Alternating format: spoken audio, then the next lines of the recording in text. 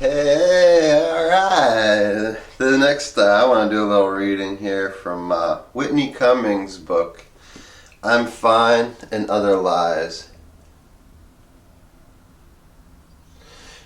This book, I mean, she is incredibly open and personal about her life and all the weird stuff growing up that went on with her. She's really revealing and honest and hilarious at the same time. There's a lot to relate to. It's a great book, you know.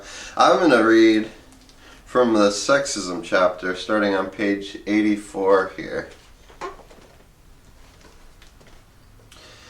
When I'm put in situations where sexism is directed at me, I'm ashamed to say a lot of the time I'm too stunned to react fast enough to do much about it. And because I'm codependent, often what comes out of my mouth when someone else does something wrong is, sorry. Once when I was ordering a coffee at a cafe I never go to, I was taking a little extra time reading the menu. Trust me, I know there's nothing more annoying than someone reading a coffee menu at a coffee shop at 8 in the morning and asking questions like, what's in the mocha exactly? Is it like a powder? But I was very confused by all the witty pun-themed drinks. If something is called a thanks a latte, I'm going to have to ask what's in it because I have no idea what thanks tastes like. As I was asking about the cappuccino ho ho ho, it was Christmas time. Two burly men behind me began to loudly order over me. They projected their voices over my head on a cloud of garlic and cigarette breath while I was still talking.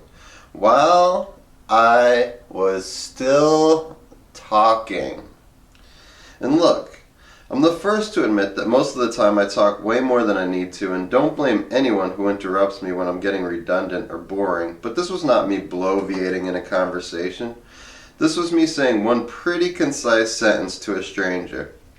They spoke right over me, as if I were the display case of scones between them and the barista.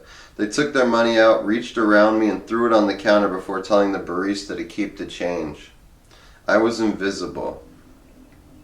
You're probably assuming that I went apeshit on them, roasted them, did something fearless and insane. Nope. The second they started talking over me, I froze. The barista was so confused that he froze, too. As lame as it was, I'm kind of glad I didn't react, because if I had, things would have gotten very Jerry Springer very quickly.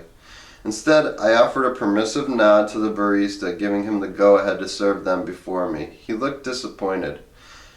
At least twice a week, I fantasize about handling that situation differently.